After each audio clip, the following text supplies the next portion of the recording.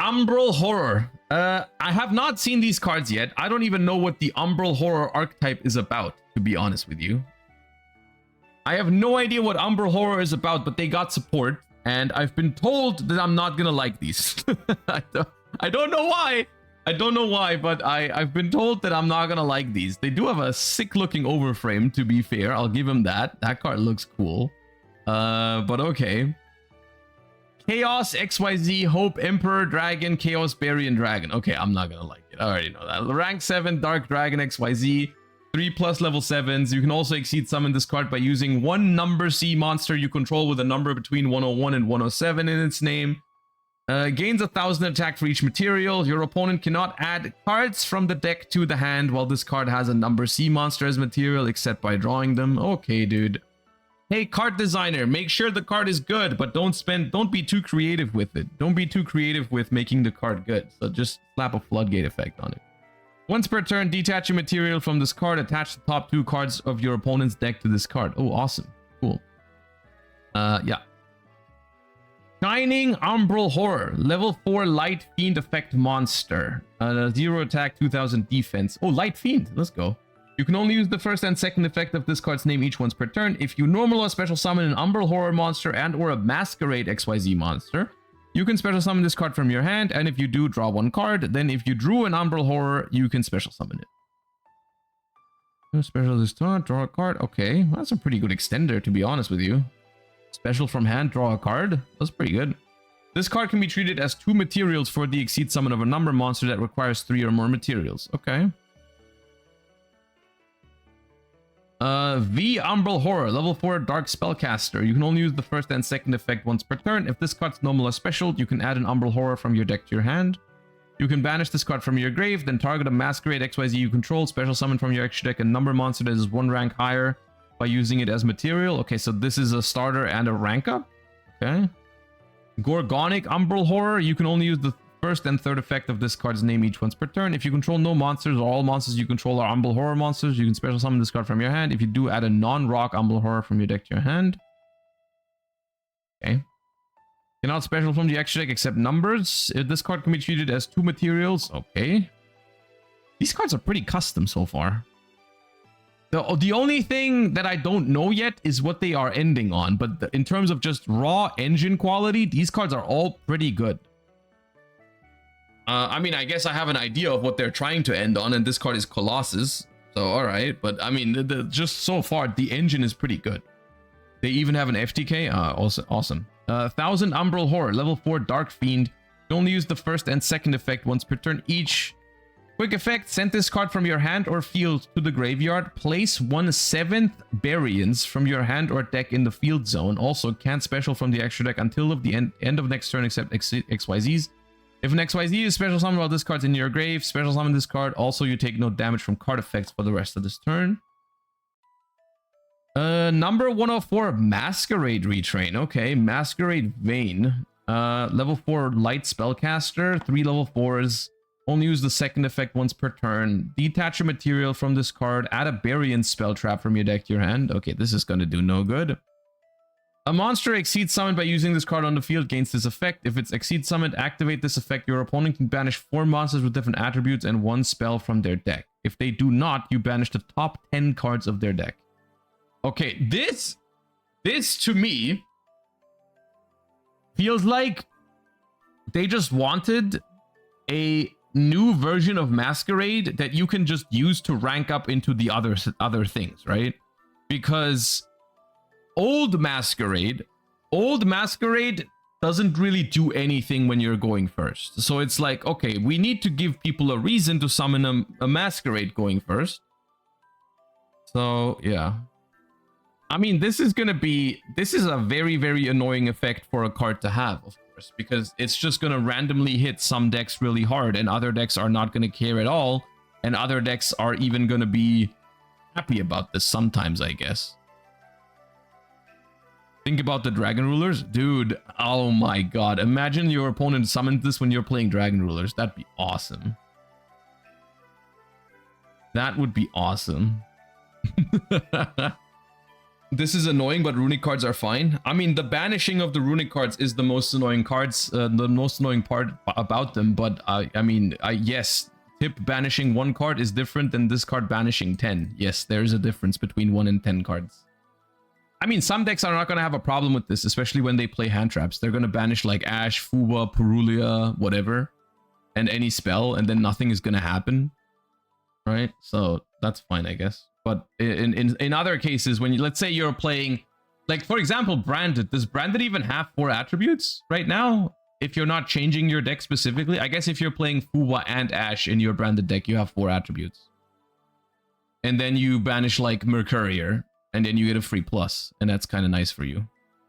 Yeah, this card can go both ways, I guess. This is not necessarily only an upside sometimes. Okay, number C104, Umbral Horror Masquerade Victory. 4 level 5 monsters. Once per turn, quick effect. Detach 1 material from this card. Target 1 card your opponent controls. Destroy it. Okay, I can live with that. Removal, that's cool. If this card battles an opponent's monster during damage calc, this card's attack and defense become that opponent's monsters plus 100. Okay, cool. If this card destroys an opponent's monster by battle, send a random card from their hand to the graveyard, and if you do, half their life points. I mean, here's the thing. Somehow, I mean, this card is just infinitely more healthy than the other number C104. So I can't really complain about that. I can't really complain about this one, because this one's kind of cool. I mean, yeah, of course, a random hand rip. A random hand rip is not my favorite kind of interaction, but it's only when you destroy a monster by battle, so it's like, okay, dude, that's fine. That's fine.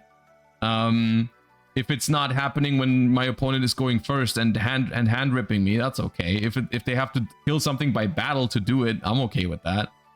So I actually think this card is kind of cool.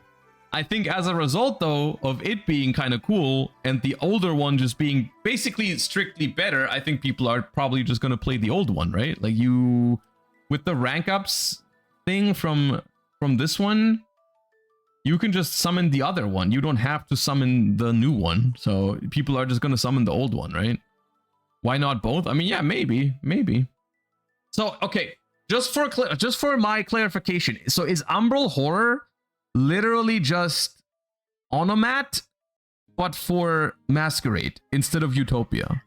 Is that what because that's the feeling I'm getting. Is this just Onomat, but for Masquerade? Evil Onomat? I mean, Onomat is already pretty evil. Yeah. 7th Variance. Okay, that's the card that you can search with some of the other cards. Field Spell. You can only use the second and third effect of this card's name once per turn. Each player can only special summon non-number monsters from the extra deck while this card's fate twice per turn. During your main phase, add an Umbral Horror monster from your deck to your hand and discard a card. During the end phase, each player takes 400 damage for each exceed on the field. Can be placed turn 0. Wait, did I miss something that places it this? How did this place it turn 0? Oh, quick effect! Oh. I mean, I was about to say that this is kind of crazy because this is a consistency field spell that has a because the thing is we've gone from a while ago a field spell was considered good if it was just a consistency piece, like just on activation search and then do whatever, right? Like that was already good.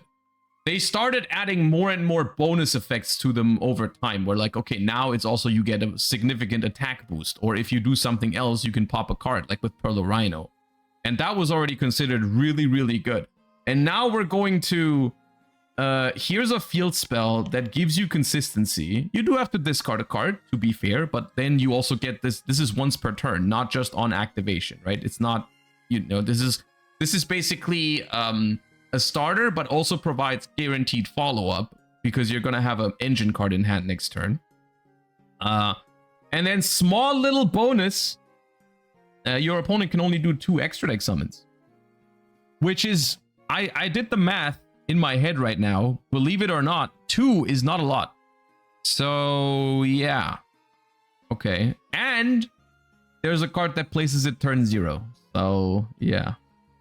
Enough for SP? Yes. Yes, technically you can go make an SP in 2 summons, because one puts up an extra deck monster, the second one then you make the SP with. I do think ultimately the fact that you can place this turn 0 is probably less problematic than how good this card is when you go first, realistically. Because, like, yeah, sure, when your opponent goes second and they discard this guy and then they place this card, yeah, you probably have a way to out it. Probably. If your deck is somewhat capable, you'll find a way of outing this card and then still do a decent turn 1, right? But realistically, the bigger issue is that your opponent is going to make a board when they go first, and this card just sits there for free, and you only have 2 extra deck summons, and then it's not as easy as, oh, just make SP to out it, because your opponent is going to prevent you from making SP, typically, right, with their end board. And then this card is there, and you can't out it, right? Fallen into Virtues is everywhere right now? Yeah, it is everywhere right now, but still, I don't think that is a great justification for just making floodgates, personally. I don't think it's a great... Like, look, we've been fighting a fight against floodgates for so long now, and, like, everyone is just so tired of them, and we are begging them to get rid of the ones that are still in the game. And then just making more with the justification of, like, well, people are playing Fallen at the Virtuous anyways. It's... I'm not a fan of that argument, personally. Like, yeah, this card is not going to be the only reason this deck is good. If this is the only thing that you end on, it's not going to be good enough because there's answers to it, but you can do better than that in card design. Come on. Variance Hope, normal spell. You can only use the first and second of this card's name once per turn. Special an Umbral Horror or Masquerade XYZ from your hand or grave. Then you can make the levels of all Umbral Horrors you control become the level of one Umbral Horror monster on your field or grave. Banish this card from your grave, then target an XYZ you control, attach a number exceed from your extract or graveyard to it. Okay, so this card, compared to all the other things I've read so far, this card seems pretty bad. Could be a searchable card, because there was something that searches Bury and spells, right? Was it this one? Yeah, this one searches Bury and spell traps, so this would probably just be like a one-of that you search if it's needed for the combos. I don't know. But it's not a good draw. And it would probably just be a one-of Monster Reborn that you can search. 7th Ascension can also search Bury and spell and trap. Okay, yeah, then maybe that's the reason why it would be in the deck.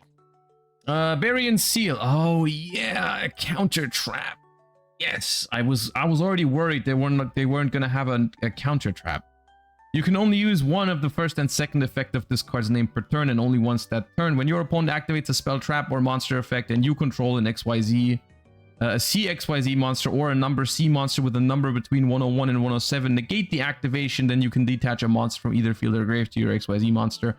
Banish this card from your grave, special up to 2 Umbral Horrors from your grave. Okay, yeah, I mean, it's Omni negate, counter trap, plus follow-up. So, yeah. The thing is, like, nothing here feels creative to me.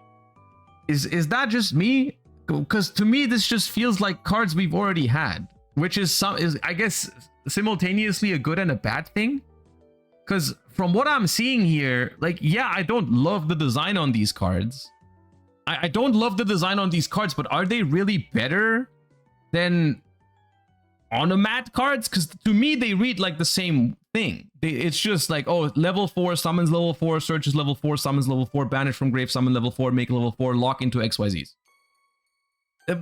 Every single card we've read just does that right now. The only thing that is somewhat different is like, oh, this you rank up sometimes into a rank 5, and you have a floodgate field spell. Cool.